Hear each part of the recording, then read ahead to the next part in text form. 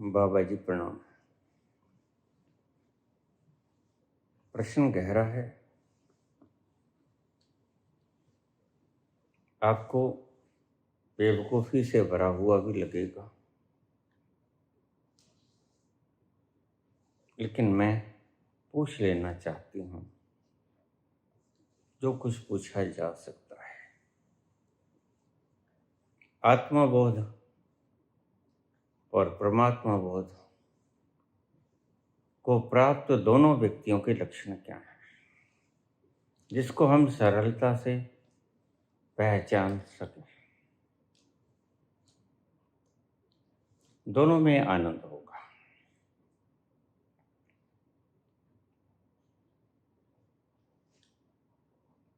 आनंद भी पूर्ण होगा,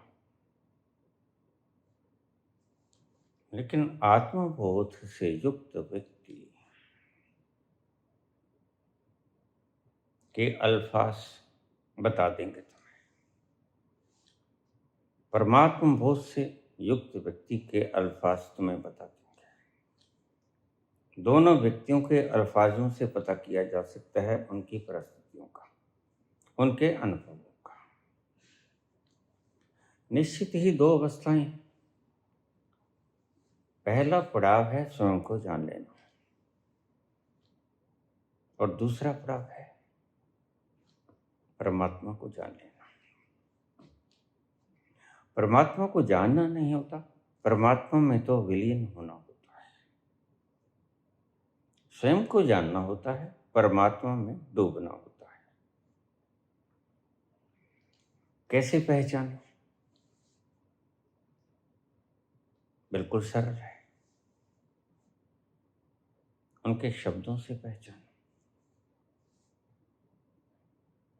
आत्मबोध से युक्त व्यक्ति की भाषा आचार्यों से मिलती जुलती होगी। सर लोगों से मिलती जुलती होगी। उनके काम करने का ढंग भी समान होगा। जैसे प्रयास करवाते हैं, सर लोग भी प्रयास कराते हैं और आचार्य लोग भी प्रयास कराते हैं।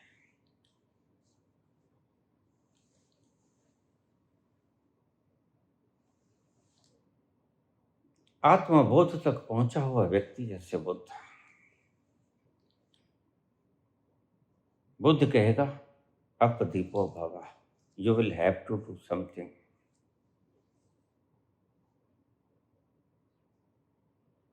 टू अटेन दैट गोल,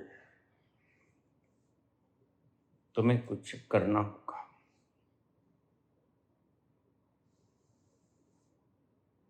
और परमात्मा बोध तक पहुंचा हुआ व्यक्ति दो भाषाओं में बोलेगा, क्योंकि वह परिपूर्ण हो जाएगा। वो ऐसा कहे कि मैं हूं नहीं, या वो ऐसा कहे कि मैं ही हूं, दोनों बातों का अर्थ एक ही है। तुम्हारे भाषा कोश में नहीं आता, तुम्हारे शब्द कोश में दोनों शब्द यकसा नहीं होते, लेकिन परमात्मा बोध से युक्त व्यक्ति के दोनों शब्द यकसा होते हैं। नानक परमात्मा बोध से युक्त है। नानक कहते हैं, जो तुध पावे सई पलिकार, तू सदा सलामत निरंकार। ये शून्य से बोले। विराट शून्य से भी बोलता है। दो तलों से बोलेगा विराट, या शून्य से बोलेगा या पूर्ण से बोलेगा। पूर्ण से बोलेगा तो कृष्ण कहेंगे, सर्वधर्माण परित्यज्य मामेकं शरणं व्रज, सभी को छोड़कर मेरी शरण में आ जाओ। परिपूर्ण व्यक्ति दो तरह से बोलेगा, और अपूर्ण व्यक्ति एक तरह से बोलेगा। उसकी भाषा बड़ी सरल और सीधी होगी। खुद कभी नहीं कहेंगे खुद ही हो जाएगा। बुद्ध कहेंगे नहीं, you will have to do something. अप दीपो भव, और अपना मार्ग खुद ही तलाशो। अपने दीपक मार्ग प्रदर्शक खुद ही बनो। आत्मबोध से युक्त व्यक्ति ऐसा पहचाना जाएगा अपने शब्दों से, जो कहेगा तुम कर सकते हो, तुम ही कर सकते हो। ये आत्मबोधस्थ व्यक्ति की निशानी है, लक्षण है, उनके शब्द बता देंगे। लफ्ज़ कहेगा तुम कुछ नहीं कर सकते।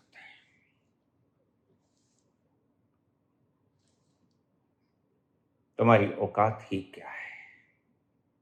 इतने विराट ब्रह्मांड के आगे तुम्हारी हैसियत भी क्या है? तुम जरा भी तो नहीं हो।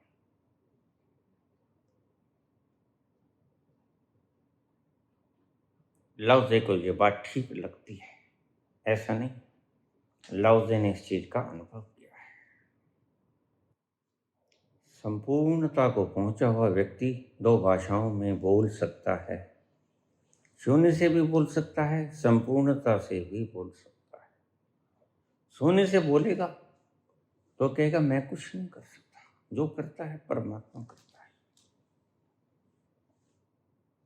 और संपूर्णता से बोलेगा तो वह कहेगा मैं ही करता हूँ। अनन्याश्चिंतयन्तो माम ये जनाः पर्युपासते, अनन्य भाव से तू मेरा स्मरण कर, मैं तेरी सभी प्रकार से सहायता करूंगा। तुम्हारे दुख में हर लूंगा, तुम्हारे पाप में हर लूंगा, तू मेरी शरण में आ जा। एक ही बोध प्रकट करने के दो ढंग, शून्य से शुरू करे या संपूर्णता से शून्य करे शुरू करे, कोई फर्क नहीं पड़ता। तो संपूर्णता तक पहुंचा हुआ व्यक्ति दो भाषाओं में बात कर सकता है। और नानक हो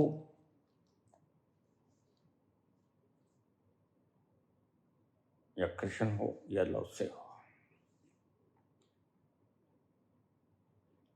अपूर्णता तक पहुंचा हुआ व्यक्ति, ध्यान रखना, अपूर्णता, बुद्ध के तल को मैं अपूर्ण कहता हूं। वो जो बात करेंगे वो एक तरफा बात करेंगे, दो तरफा बात नहीं करेंगे। वो कहेंगे कोई नहीं कुछ कर सकता, तुम्हें ही करना होगा, तुम ही बनोगे अपने मार्ग के दीपक। कोई दूसरे से रोशनी मांगने की कोशिश ही मत करना, चेष्टा व्यर्थ हो जाएगी। खुद ही अपना मार्ग प्रज्वलित करना और खुद ही अपना मार्ग तलाशना।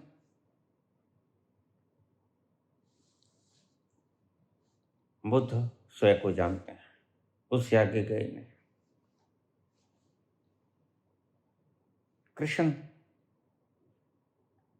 पीक पॉइंट पे पहुंचे। बुद्ध आत्मस्थ है, कृष्ण परमात्मस्थ है। बुद्ध ने स्वयं को पा लिया, कृष्ण परिपूर्ण को पा लिया। उनकी भाषा ही वैसी होगी, ईमानदार हैं दोनों। ईमानदारी तो यहां नास्तिकों के भीतर भी होती है।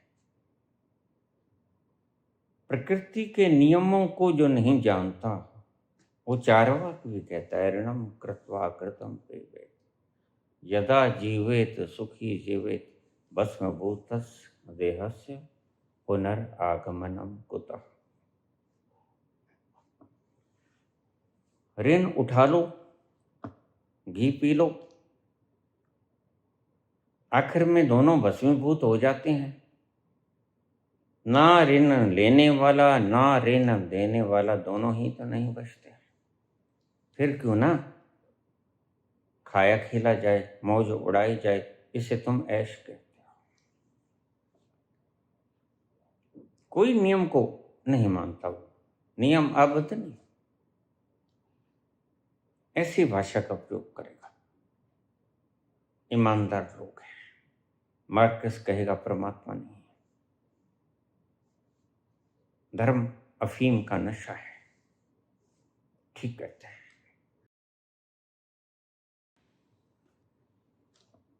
कम से कम झूठ तो नहीं बोलते। बस इन व्यक्तियों में एक प्रकार की काबिलियत होती है, वो क्या? ईमानदारी।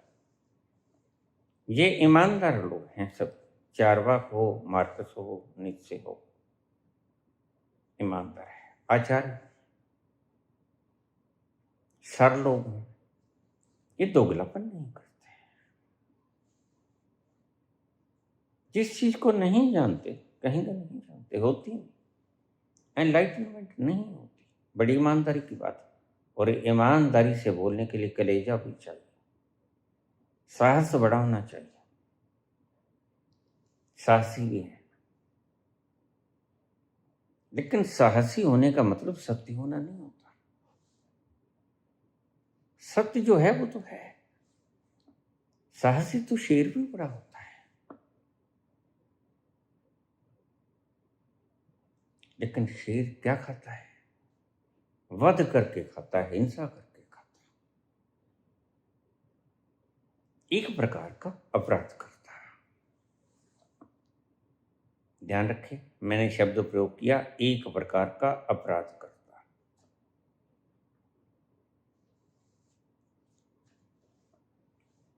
कैसे फर्क करें दो व्यक्तियों का?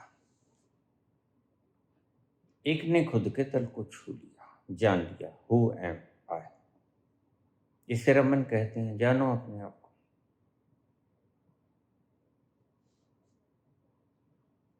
अपने आप को जानना एक पड़ाव है, और यहां तक पहुंचना अनिवार्य है आगे की मंजिलें तय करने के लिए। लेकिन मंजिलें आगे भी हैं, राहतें और भी हैं, वसल की राहत के सिवा। राहतें और भी हैं, वसल की राहत के सिवा। और भी गम हैं जमाने में मोहब्बत के सिवा। गम और भी बहुत है, और राहतें भी और बहुत हैं। यहां आकर पड़ाव है, लक्ष्य नहीं। लक्ष्य पूरा करते हैं कृष्ण लव से, नानक। ये फिर कभी लौट के नहीं आते, बस इन्हें तुम पुकारते ही रह जाते हो, और जो लौट के कभी नहीं आता उसकी तुम पूजा करना शुरू कर देते हो। ये लौट के कभी नहीं आएंगे।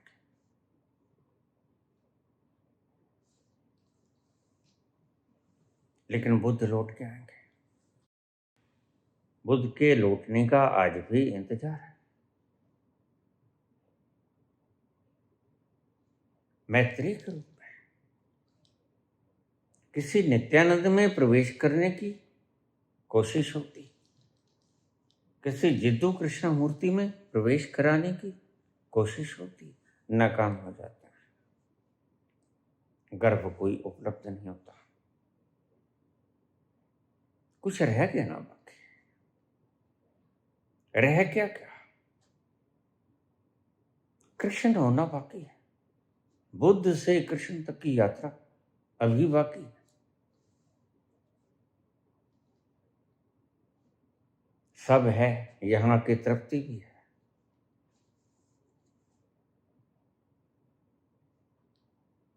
बुद्ध अतृप्त नहीं है। स्वयं के पास पहुंच के व्यक्ति अतृप्त नहीं रहता। एक बात तो ध्यान में रख लेना, आचार्य और बुद्ध में भी फर्क है।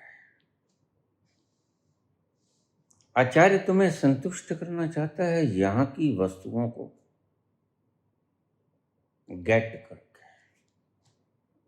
तुम्हें सिखाता है, डिग्रीज देता है, तुम्हें कुछ सूचनाएं उपलब्ध करवाता है, उससे तुम कुछ हासिल करते हो, लेकिन वो हासिल आनंद नहीं है। इसलिए बुद्ध के तल पे आचार्यों को मत रखना। ये बिल्कुल निम्न स्तर है। यहां सुख तो है, सुविधा तो है, राजगद्दियां भी हैं,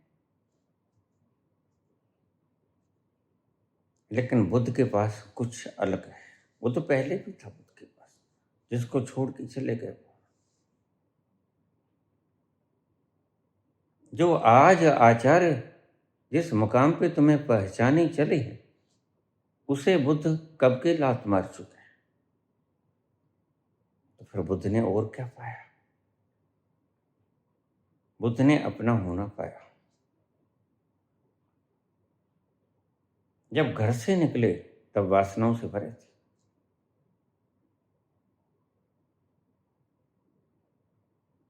अभी कुछ चाहिए था, सुख है, सुविधाएं हैं, लेकिन तृप्ति नहीं। संसार का सब कुछ सुख सुविधा देता है, तृप्ति नहीं देता। अतृप्त मन से निकलते हैं और एक दिन तृप्त हो जाते हैं। फिर अब तृप्ति से परम तृप्ति और की यात्रा। यह बुद्ध से कृष्ण तक की यात्रा है।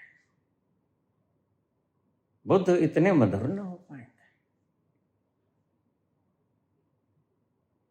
बुद्ध बंसुरी नहीं बजा सकते। ध्यान रखना, बुद्ध निधि वन में राधा के साथ डांस नहीं कर सकते, नाच नहीं नचा सकते। बुद्ध बैठ सकते हैं, अपने भीतर के रस का पान कर सकते हैं, तृप्त हैं। उनके चेहरे से उनकी शांति और तृप्ति की लावण्य झलकेगी। जरा भी तो कमी नहीं लगेगी बाहर से, लेकिन भीतर अभी थोड़ी सी कमी। कुछ भी कह दो, शायद तुम अभी ये फर्क न कर सको, लेकिन मीरा बिरहा की अग्नि में जल रही थी। बिरहा भी तो एक प्रकार की दूरी है।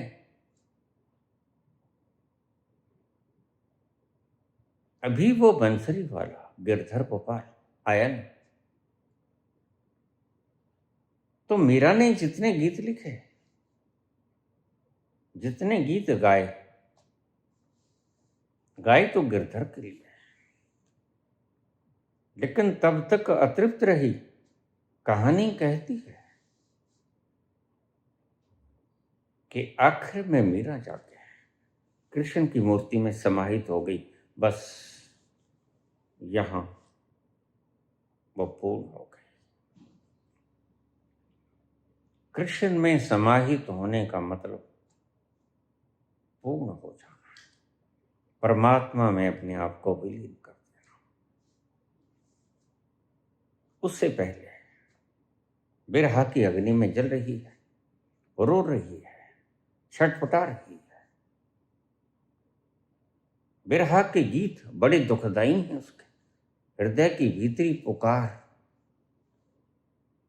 को सुनकर बड़ा रुदन होता है। और लगता है कि दुखियारी है। थोड़ा सा तो दुख है। बिरहा का दुख थोड़ा सा दुख तो होता है, चाहे पता ना लगे, लेकिन बिरहा भी आवश्यक है। इन गलियारों से भी तो निकलना होता है। तो मीरा बिरहा की मारी है, गली गली कूचे कूचे द्वार द्वार डोलती है। कोई सुध बुध नहीं उसे अपने।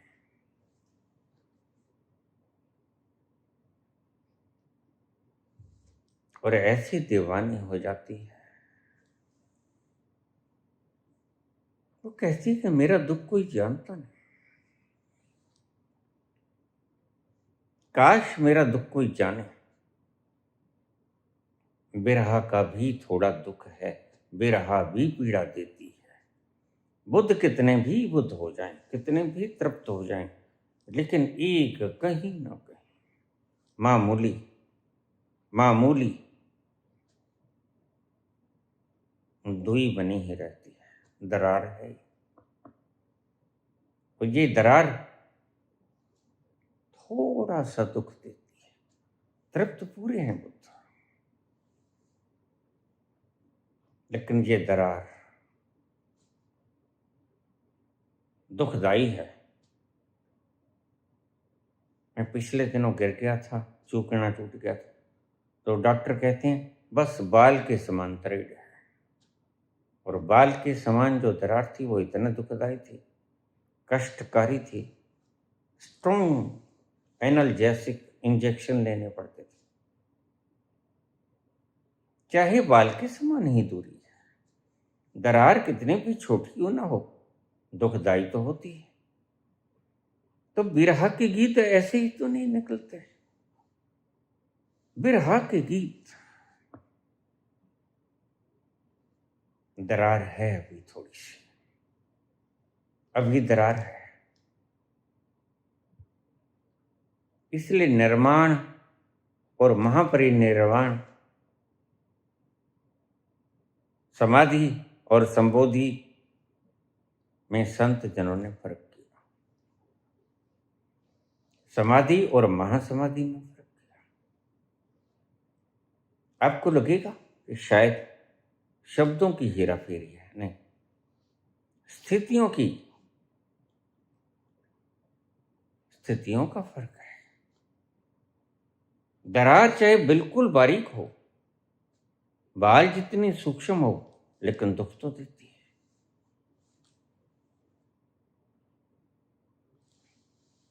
पूछा तुमने पुत्र, आत्मस्थ और परमात्मस्थ,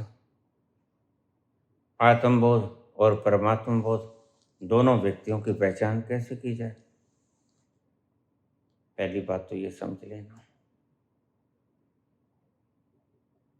कि सिर्फ शब्दों की बातों को सुन के अपने न्यूरॉन्स को सूचनाओं से भर मत लेना, फिर मेरे बोलने का कोई फायदा ना होगा। फिर मेरे बोलने का वो फायदा उठाएगा जो न जाने कब किसी एकांत स्थान में बैठ मेरे शब्दों का रस पिएगा और अपने गहन अंतस्थल में उतर जाएगा, और जो मैं समझाना चाहता हूँ, जो बताना चाहता हूँ, जहाँ से ये आवाज़ आ रही वहाँ तक पहुँच ही जाएगा वो व्यक्ति। आत्मस्थ और परमात्मस्थ व्यक्ति में फर्क तो है। मामूली दरार ही क्यों ना हो, लेकिन थोड़ा सा दुख तो बना रहता है। बुद्ध क्यों जन्म लेंगे? क्यों नहीं कृष्ण जन्म लेंगे? क्यों नहीं नानक जन्म लेंगे? क्यों नहीं कबीर जन्म लेंगे?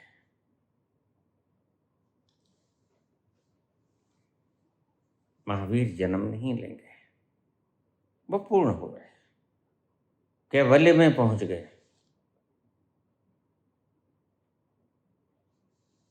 महासमाधि में पहुंच गए, उन्हें और जन्म लेने की आवश्यकता नहीं, जन्म उन्हें लेना होगा जो अभी थोड़े से अधूरे हैं, थोड़े से। और ये थोड़ा सा दूरी बहुत बड़ा दुख भी पैदा कर सकती है। 2500 साल से ज्यादा हो गए। माना कि यहाँ के वक्त की और वहाँ के वक्त की जहाँ बुद्ध हैं, बहुत फर्क है। वहाँ 2500 साल ऐसे ही बीत गए जैसे 2.5 पल बीते, और यहाँ 2500 साल बीत जाते हैं।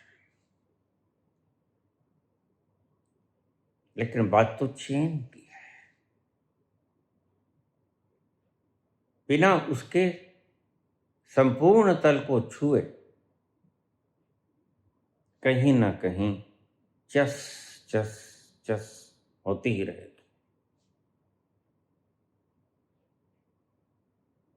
हल्का हल्का दुख दर्द तुम्हें पता भी नहीं चलेगा। तुम अभी पूर्ण स्वस्थ ना हुए, स्वस्थित हो गए, स्वस्थ हो गए, परमात्मा स्थित नहीं हुए, परमात्मस्थ नहीं हुए। यही फर्क, यही दरार तुम्हें दुख देगी।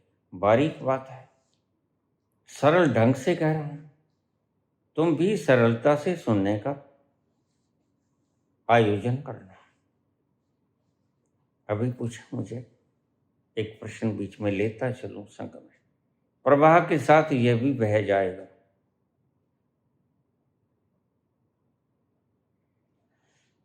बाबा वो जापानी व्यक्ति पूछा, अर्थ नहीं जानता शब्दों के, सिर्फ सुनकर पहुंचा। और बाबा नानक भी कहते हैं, सुनिए दुख पाप का नाश। महावीर भी कहते हैं कि सच्चे श्रावक बनो, सम्यक श्रवण करो।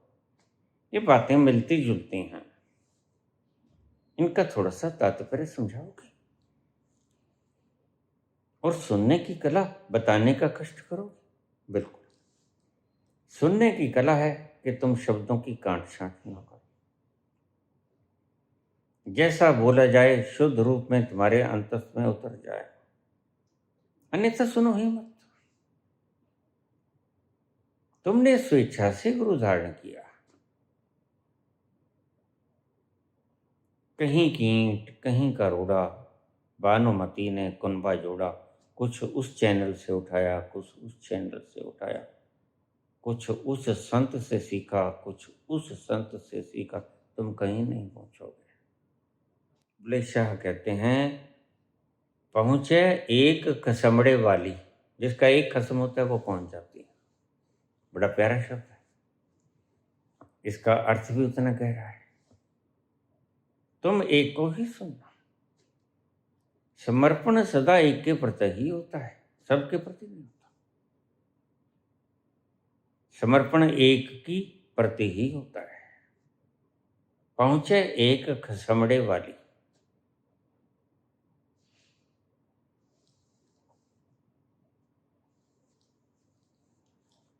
आत्मस्थ व्यक्ति और परमात्मस्थ व्यक्ति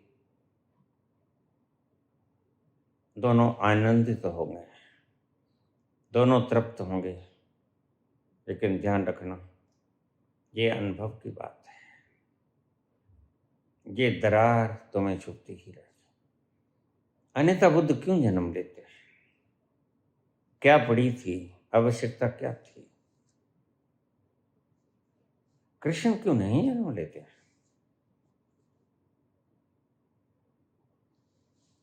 सुनने का तरीका क्या है, सम्यक श्रवण का तरीका क्या है? तुम जागते जागते सुनोगे तो तुम्हारी बुद्धि लुत्फ उठाएगी, अगर तुम समर्पित हो तो। ध्यान से सुन लेना इस बात को। जागते जागते अगर किसी का प्रवचन सुनोगे, तुम्हारी बुद्धि अगर उसके प्रति पूर्ण समर्पित है तो वह कोई बाधा नहीं बनाएगी। उन शब्दों को यथावत प्रवेश करने देगी अपने अंतस्थल तक, और वो शब्द भीतर जाके रस को स्टोर कर देंगे। तुम्हारी बुद्धि ने रोक टोक नहीं की, किसी को रोका नहीं। किसी शब्द को रोका तो याद रखना, शब्दों के साथ रस भी लिपटा हुआ है। अगर तुम किसी शब्द को, तुम्हारी बुद्धि काटती है तो भूल जाती है, उसे पता है कि इन शब्दों के साथ कुछ रस भी लिपट के आया, लिपट के आया। तो शब्दों को काट छांट किया तो उस रस की भी कटौती हो गई। यह है सम्यक श्रवण। महावीर कहते हैं सम्यक श्रावक बन, यानी तुम्हारी बुद्धि कोई काट छांट ना करे। बुद्धि को अलग से नहीं रख सकते तुम, लेकिन बुद्धि को अलग रख सकते हो। अलग से नहीं रख सकते, अलग रख सकते हो। बुद्धि को बीच में मत आने दो। तुम सुनो, बुद्धि भी सुनेगी। कोई काट छांट न करे, कोई सेंसरशिप ना करे। जैसे शब्द आए, जैसे आए, जिस प्रकार आए, जिस ढंग से आए, उसी तरह से उनको अपने अंतःस्थल में उतरने दे, मार्ग बना दे। दिन में तो कभी कभी तुम्हारी बुद्धि अड़ेगी। बड़े से बड़ा समर्पण करता कहीं ना कहीं अड़ सकता है।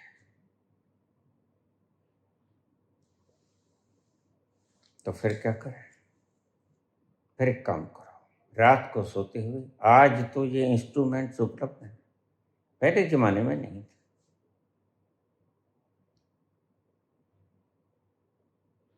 आज वीडियो पर लगा लो,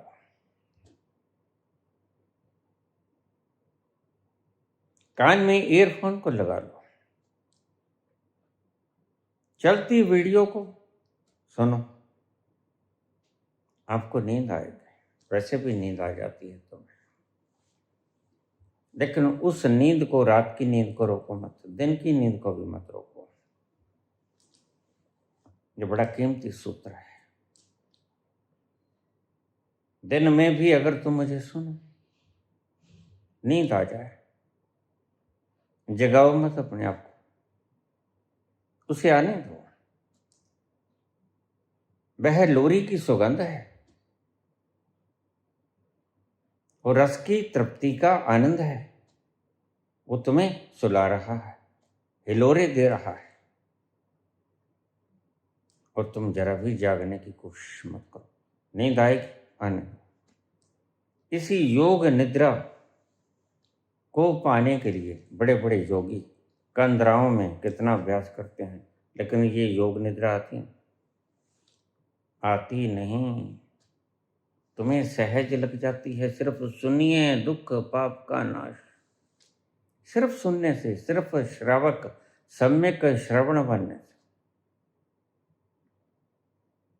कान में लगा के सो जाओ। वीडियो को चलने दो। जितनी देर चली चली, रुकी रुकी, तुम कोई फिक्र ना करो। बस रात को जब बुद्धि भी सो जाती है तुम्हारी, तो वो शब्द तुम्हारे अंतस में चले जाते हैं बिना किसी रोक टोक के। उन्हें सेंसर करने वाला सो गया है। उन्हें कोई पहरेदार रोकता नहीं, कोई जवाब तलबी नहीं होती, कोई पूछताछ नहीं होती, कोई इंक्वायरी नहीं होती।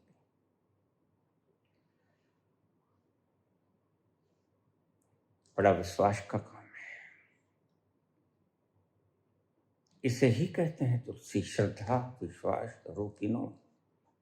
और इसके बिना कहते मिलता नहीं, या व्यायाम बिना न पुष्य।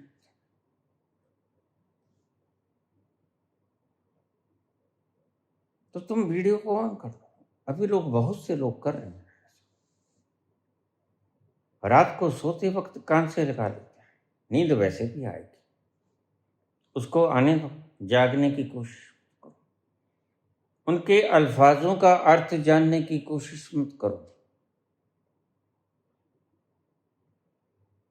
चलने तो यथावत सारी की सारी निकल जाओगे तुम, और शब्द भी निकलोगे और रस भी निकलोगे संग संग, और रोज बूंद बूंद करके गड़ा भर जाएगा। ये है प्रोसेस जो जापानी के साथ घटा। उसने शब्द नहीं पिए, तुम कब के शब्द पी रहे हो? 5-5 साल हो गए तुम्हें शब्द पीते। काट छांट करते हो, अर्थ देखते हो, फिर सवाल जवाब करते हो। हालांकि किसी सवाल जवाब का कोई अर्थ नहीं रह जाता, कोई मतलब नहीं रह जाता। अंत में तुम पाओगे शब्द बेकार हुए, शहद ही काम आया। जो शब्दों से लिपटकर संग आया था शब्दों के, रूपांतरण उसी ने किया, आनंद उसी से मिला, घड़ा उसी से भरा। शब्द तो बाहर फेंक जाएंगे, बाहर फेंक दिए जाएंगे प्राकृतिक व्यवस्था के कारण, लेकिन वो आनंद बाहर नहीं फेंकेगा, उससे घड़ा भरता रहेगा, बूंद बूंद बूंद बूंद इकट्ठा होता रहेगा। प्रोसेस लंबी हो सकती है, लेकिन दो फायदे हैं।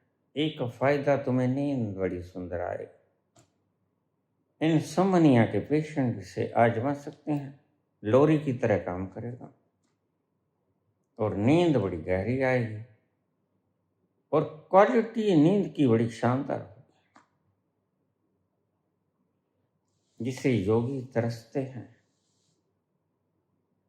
इसे योग निद्रा कहते हैं। योग निद्रा का अर्थ तुम एकाकार हुए परमात्मा से, और एकाकार होकर जो नींद आई उसे योग निद्रा कहते हैं।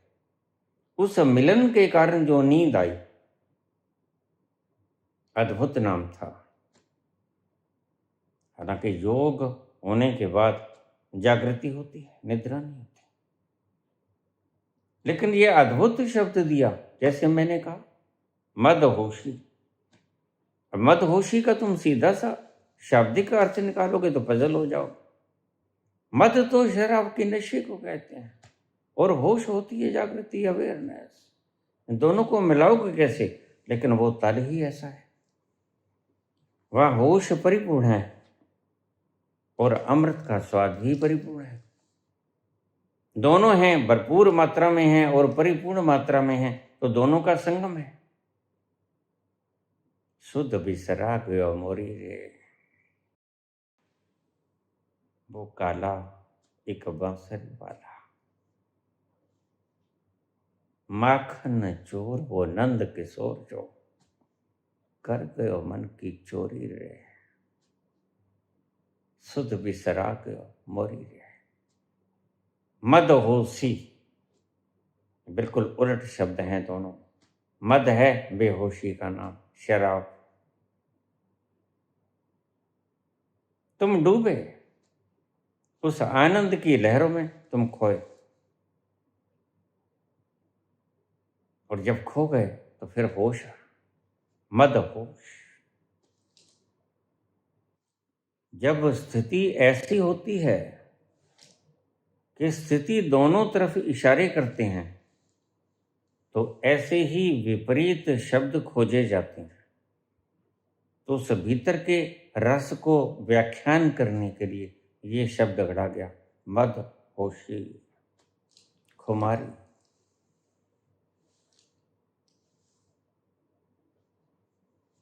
बुद्ध के तल पे आनंद पूरा है,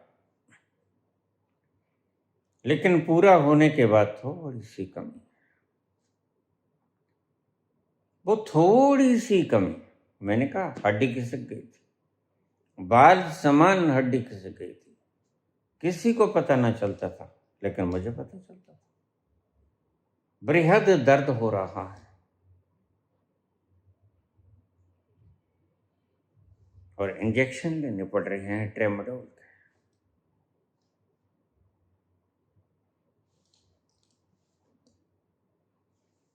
तेरी मैं तो प्रेम दीवानी,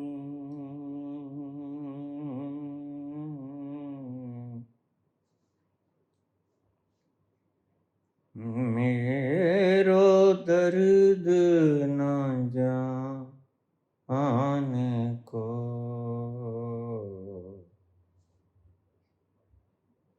तेरी मैं तो प्रेम दीवानी,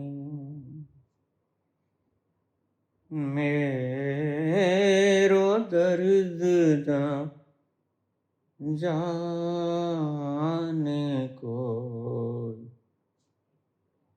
तेरी मैं तो प्रेम दीवानी।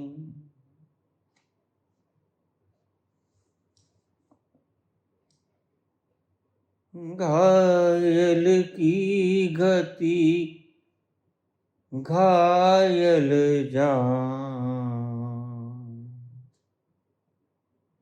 जो घायल हुआ है वो ही घायल की गति जानता है। घायल की गति घायल जाने, घायल की गति घायल जाने, या जिन घायल हो तेरी में तो प्रेम दीवाने मेरो दर्द ना जाने को। ऐसा दर्द होता है कोई नहीं जान सकता। बुद्ध में थोड़ा सा दर्द होता है, एक दरा बाकी है। आत्मस्थ व्यक्ति में तृप्त होता है,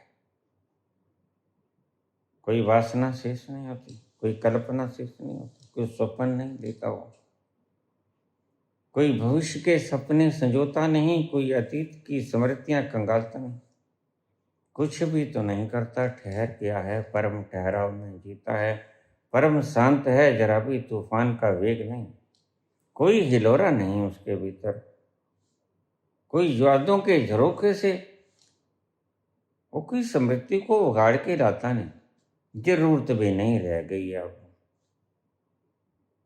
लेकिन फिर भी थोड़ा दर्द है। इसे ही विरह कहते हैं। विरह और वियोग ये शब्द दो हैं, लेकिन वियोग कुछ और है, विरह कुछ और है। विरह में थोड़ी सी हल्की सी तरेड़, और वियोग में तो बिल्कुल अलग हो जाना होता है, जिसका अभी योग नहीं हुआ है। विरह में थोड़ी दूरी बनी हुई है, थोड़ा उसको गले से लगा लेना चाहती हो, और वह वियोग अगर गौर से देखा जाए तो जान निकलती है उस वियोग के। वह वियोग लेकर आदमी जीवित नहीं रह सकता। विरह का दर्द ही ऐसा है। जैसे जैसे बारिश होती है, हवाएं ठंडी होती हैं, उसके बदन से टकराती हैं, वो दर्द गाना होता है। तुमने देखा कभी? तुम्हें कोई चोट लगी हो जिंदगी में, हड्डी पर, सर्दी का मौसम जब लहरें चलती हैं सर्द, तो वह हड्डी दुखने लग जाती है, कितनी भी जुड़ गई हो। सर्द झोंकों से धधकते हैं बदन में शोले, सर्द झोंकों से धधकते हैं बदन में शोले, जान ले लेगी ये बरसात, करीब आ जाओ, दूर रह कर ना करो बात, करीब आ जाओ। धैर्य पूरा होगा, आनंद पूरा होगा, स्थायित्व पूरा होगा, अडोल होगा, अकंप होगा, कोई वासना उसके भीतर नहीं रहेगी, परम धैर्यवान होगा, निर्वासना होगा। लेकिन फिर भी मीरा कहती है कि तुम न जान सकोगे, घायल की गति घायल जाने। मीरा जानती है बुद्ध के दर्द को तुम नहीं जानोगे, क्योंकि घायल हुई बुद्ध, घायल हुई मीरा। सेम सतर की बात कर रही है मीरा। वो कहती तुम्हारे बस की बात नहीं, क्योंकि तुम कभी घायल हुए नहीं, कैसे जान पाओगे। उस तल पे पहुंच के भी व्यक्ति कभी कभी घायल होता है। जो आगे नहीं जाता वो घायल रह जाता है। तो बुद्ध वो घायल हैं जो उससे आगे नहीं जाते लेकिन पूर्ण है। आनंद घना है, तृप्ति पूरी है, मन भटकता नहीं, परम विश्राम में है, कोई वासना नहीं उठती, कोई अपूर्त लक्ष्य नहीं बाकी, कोई झंझावात नहीं आती। लेकिन कुछ तो है जो अभी फिर से जन्म लेना पड़ेगा। तुम कहते हो अपने कुछ कर्म भोग भोगने के लिए, नहीं, यह कोई कारण ना हुआ। अभी मिलान थोड़ा सा कम हुआ है। अभी आत्मस्थ से परमात्मस्थ होना है, यह काम बाकी रह गया। ये दरार बाकी है, इस दरार को भरना है। इतना सा ही दरार बड़ा दुख देता है। बुद्ध कर्म भोगने के लिए तो आएंगे ही, आना ही पड़ेगा। लेकिन बात है उस दरार की जो दुख देती है, और इसको व्याख्यायित करती है मीरा ही कर सकती है। और मीरा का दर्द उस दिन मिटता है जिस दिन वो विलीन हो जाती है भगवान कृष्ण की मूर्ति के अंदर। ऐसा ही बुद्ध को भी एक दिन विलीन होना पड़ेगा। जैसे कृष्ण विलीन हो गए, जैसे नानक विलीन हो गए, कबीर विलीन हो गए, मीरा विलीन हो गई, ऐसे ही बुद्ध को भी विलीन होना पड़ेगा। ये अंतिम स्थिति है। बड़ी बारीक बात है और अनुभव की बात है। मैं कह रहा था सारी रात सुनते रहना और फिक्र मत करना। कितनी चली, कब तक चली, कब बंद हुई, तुम्हें पता न चलेगा। आंख जो बंद हुई, तुम अपने भीतर उतरे, तुम उस तल पर चले जाओगे जहां पर रोज जाते हो, जहां पर तुम खुद बैठे हो। तुम्हारा खुद का होना वहां है और बड़े आनंद स्वरूप हो तुम। उस आनंद के पास यानी अपने ही पास पहुंच जाओगे।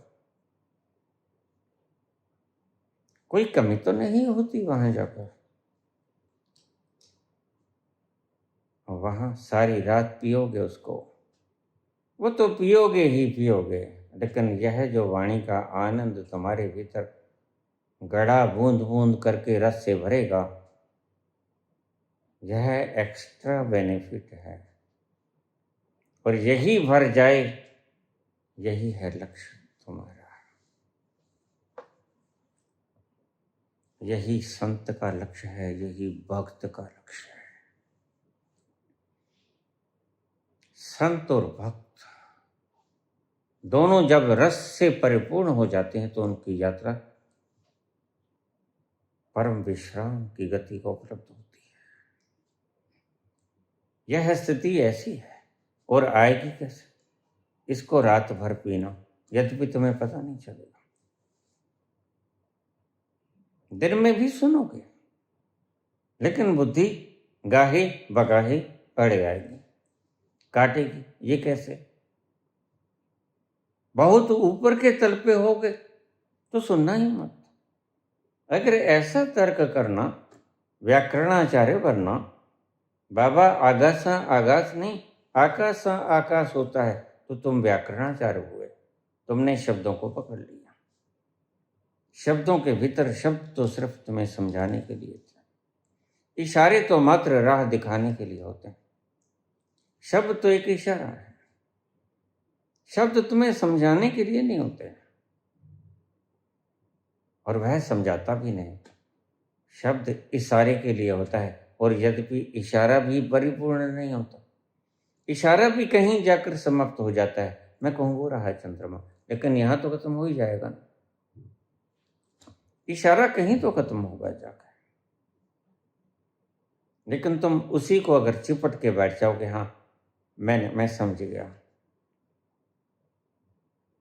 कुछ नहीं समझे तुमने गलत को पकड़ लिया। इसलिए जागते जागते अगर ना पहुंच सको तो यह तरीका भी अपना लेना, वो भी अपना लेना, ये भी अपना लेना। जिस दिन में तुम ना सुन पाओ, उस दिन रात को रात को सोते तो हो ही। ये रोज ही तरीका आजमाना। तो बहुत से लोग इस क्रिया को अपना लें, और रोज मुझे कमेंट आते, बाबा धन्य हो गया, जीने का रास्ता मिल गया, जीने का ढंग आ गया। हमें तो पता ही नहीं था जीना किसे कहते हैं। कुछ क्रिया योग और कुछ आपकी ये देन, दोनों मिला जुला के हमें विश्वास हो चला है कि एक दिन हम उस मुकाम पे पहुंच जाएंगे। और ये विश्वास भी तुम्हें सहायता करेगा वहां पहुंचने के लिए। गहन विश्वास भी मददगार होता है।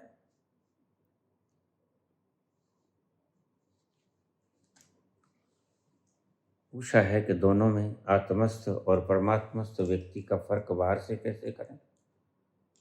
करना थोड़ा सा मुश्किल है। बुद्ध बिल्कुल वैसा ही लगेंगे, लेकिन बुद्ध नाचेंगे नहीं।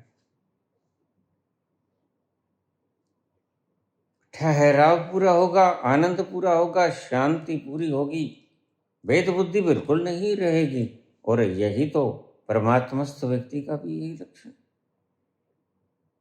लेकिन आत्मस्थ व्यक्ति में एक चीज नहीं होगी जो परमात्मस्थ व्यक्ति में है। क्या? जो नानक में है, गाते हैं, मस्ती से गाते हैं। मीरा नाचती है, होठों पे बंसरी लिए मुरली बजाते हैं कृष्ण। चैतन्य महाप्रभु नृत्य करते हैं। शंकर जब अपने अद्वितीय रंग में होते हैं तो तांडव करते हैं। यह जो कृष्ण में है, जो शंकर में है, जो मीरा में है, जो नानक में है, सुरती में गुम हो जाएंगे कबीर। और भी सभी में है, लव से चुप हो जाएंगे, जैसे जीवा तालुए से लग गई हो। क्या कहें, किससे कहें, क्या बोलें, कुछ बोलने को बचा नहीं।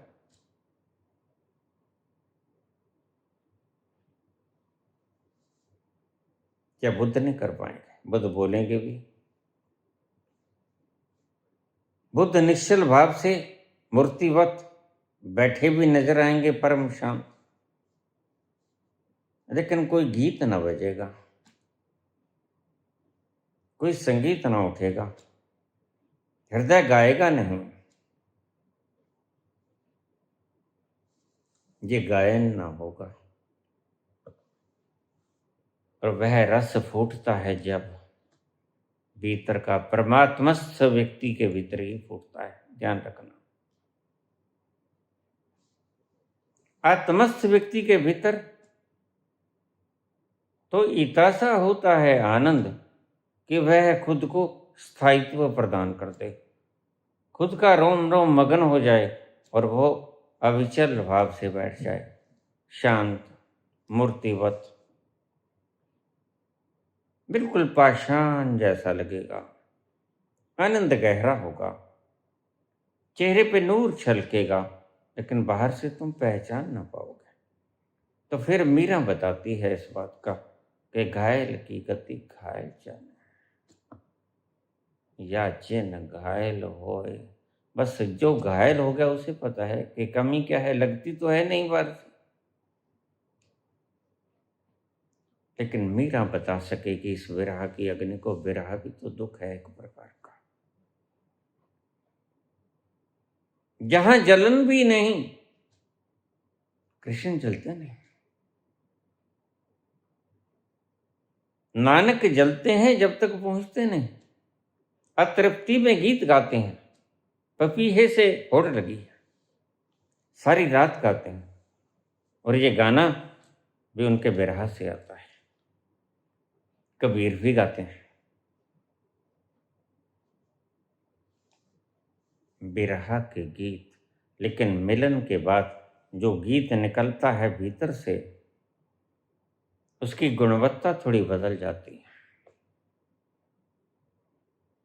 तो बुद्ध कभी बांसुरी होंठों पे नहीं लगा सकेंगे। जरा सोचो, बुद्ध नाचने लगे, कैसा दृश्य होगा? सोचो, बुद्ध नाचने लग जाएं चैतन्य महाप्रभु की तरह, बुद्ध नाचने लग जाएं शिव की तरह, बुद्ध नाचने लग जाएं मीरा की तरह पद घुंघरू बांध के, तो कैसे लगेंगे? बड़े अद्भुत से मालूम पड़ेंगे। क्योंकि नाचेंगे तो, लेकिन नाचने का भाव नहीं होगा, बस ये नाचने का भाव एक्स्ट्रा, ये एक्स्ट्रा है। जो शेष रह गया यात्रा में, वह अभी बुद्ध को पाना है। तो बुद्ध के शब्द बताएंगे, अपने दीपक स्वयं बनो, तुम ही कर सकते हो, उस पे मत छोड़ दो। इसलिए जो याज्ञवल्क्य कहते हैं और बुद्ध न कह पाएंगे, जो कृष्ण कहते हैं और बुद्ध ना कह पाएंगे। तुम्हें जानकर हैरानी होगी, संकल्प का मार्ग लिए महावीर, तुम कहते हो संकल्प का मार्ग है, लेकिन तुम्हें पता नहीं, तुम आज तक पहचान नहीं सकते। बुद्ध फिर भी मांगने चले जाते हैं, लेकिन महावीर तो स्थानक के अंदर जो खाना लेके आते हैं उसे भी वापस कर देते हैं कि नहीं, तुम जाओ, वो चाहेगा मुझे जलाना तो वो मेरे हिसाब से व्यवस्था कर देगा। मैं जो लगाऊंगा शर्त, वो शर्त पूरी कर देगा, तो मैं समझूंगा वो मुझे जीना चाहता है, मैं जीऊं, अभी मेरी जरूरत है अभी। और अगर उसने मुझे खाना ना दिया मेरी शर्तों पे, तो मैं समझूंगा वो मुझे जिलाना नहीं चाहता। इसलिए महीना भर जैन धर्म के लोग कहते हैं कि महावीर साल में 12 बार खाते थे, क्योंकि उन्हें 12 बार मिलता था। शर्तें ही इतनी गहन थी, इतनी मुश्किल थी, क्योंकि लेकिन परमात्मा चाहता था कि ये जिए। फिर ये संकल्प हुआ या परम समर्पण हुआ? ध्यान से सोच के बताओ, यह परम समर्पण हुआ। जिसने जीने की इच्छा ही छोड़ दी उसके ऊपर, वह किसी परम शक्ति के ऊपर ही छोड़ा होगा।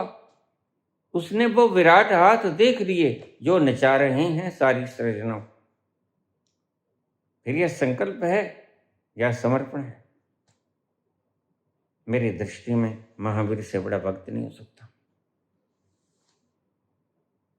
यद्यपि तुम महावीर को पहचान ना पाओगे भक्त के रूप में, तुम्हें तो बड़ा अजूबा सा लगेगा, महावीर और भक्त। हाँ, महावीर से बड़ा समर्पण हो नहीं सकता किसी का। महावीर बड़े से बड़ा समर्पण करते हैं, वो कहते हैं नहीं, ऐसा नहीं कहूंगा। जीने की इच्छा ही त्याग देते हैं, मैं जीऊंगा ही नहीं जब तक वो मुझे खुद न खिला देगा। ऐसा भी मुकाम आता है, और उस परम तत्व को इसकी इच्छा पूरी करनी होती है। जैसे महावीर की इच्छा पूरी हुई, धन्ना भगत की इच्छा पूरी होती है। ऊट पटांग शर्त लगा देते हैं, खाओगे तो मैं खाऊंगा, नहीं खाओगे तो मैं नहीं खाऊंगा। अब यहां जाके बुद्धि हार जाती है, यहां जाके तुम तर्क करोगे। इसी तर्क को मैं तोड़ता हूं। मैं कहता हूं कि तुम सच्चे श्रावक नहीं, तुम पहुंचोगे जरूर, लेकिन आत्मस्थ होके वापस आ जाओगे। और मैं चाहता हूं कि तुम परमात्मस्थ होके वापस आ जाओ। तुम आत्मस्थ होके भी वापस आ सकते हो, फर्क कोई ज्यादा नहीं, बस एक मामूली सी तरीड़ है, वक्त रहते वो भी भर जाएगी। लेकिन ये फर्क भी बहुत है। कृष्ण परमात्मस्थ हुए, 5000 साल पहले उस लुत्फ को पीने लगे, उस सागर में समाहित हो गए, विलीन हो गए। मोरल पे आ जाए, कृष्ण तक जाने का मार्ग बुद्ध से होकर गुजरता है। लेकिन बुद्ध पे ठहर जाओगे तो मुसीबत कुछ नहीं, ये हल्का सा बाल समान का जो फासला होगा, दरार होगी, ये हल्का सा दर्द देगी तुम्हें, मीरा की तरह तड़पन बाकी रह जाएगी, और आखिर में मीरा की तरह भगवान कृष्ण की मूर्ति में समाहित होना पड़ेगा। फिर खत्म होगा ये विरह का आलम, विरह की अग्नि फिर बुझेगी। कैसे पहुंचाने? जो आत्मस्थ व्यक्ति है वह कहेगा तुम ही कर सकते हो, कोई दूसरा नहीं करेगा। अप दीपो भवः, अपने दीपक स्वयं बनो, अपना मार्ग खुद प्रकाशित करो। और परमात्मस्थ व्यक्ति कहेगा नहीं, तुम्हें कोई आवश्यकता नहीं, संसार को चलाने वाली एक संरचना है, बस उसके समर्पित हो जाओ और तुम्हें खुद ही चला लेगा। सारी सृष्टि को चला रहा है, तुम्हें नहीं चला पाएगा। तुम तो एक जरा भी नहीं हो और हो भी नहीं, देखा जाए तो सत्य हैं। लाओ से बिल्कुल सत्य हैं, नानक बिल्कुल सत्य हैं, कृष्ण बिल्कुल सत्य हैं। यहां आकर थोड़ी सी झूठ लगती है बुद्ध के अंदर, थोड़ा सा फासला लगता है कि कुछ कमी रह गई, बुद्ध अभी थोड़े से कमजोर दिखाई पड़ते हैं। लेकिन बुद्ध से आगे का पूर्ण होने का जो काम है, विलीन हो जाना,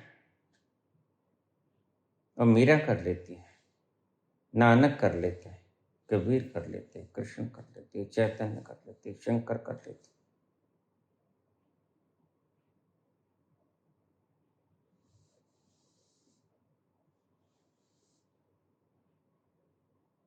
बिरहा की अग्नि भी तड़पाती है, और उसके भीतर भी उस दरार का होना प्रकट करता है। उसके बिरहा के गीतों में ये दरार की स्पष्ट झलक मिलती है। जो मैं ऐसा जानती,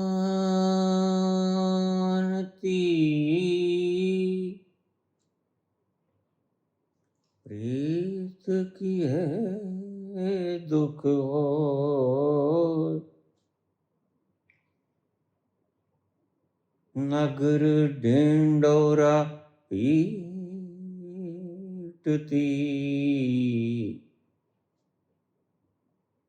प्रीत न करियो को। जो मैं ऐसा जानती, प्रीत की है दुख हो, नगर ढिंडोरा पीटती,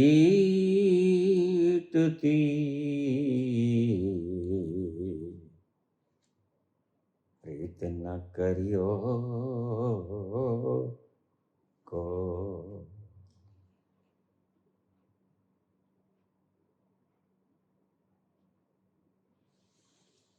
धन्यवाद।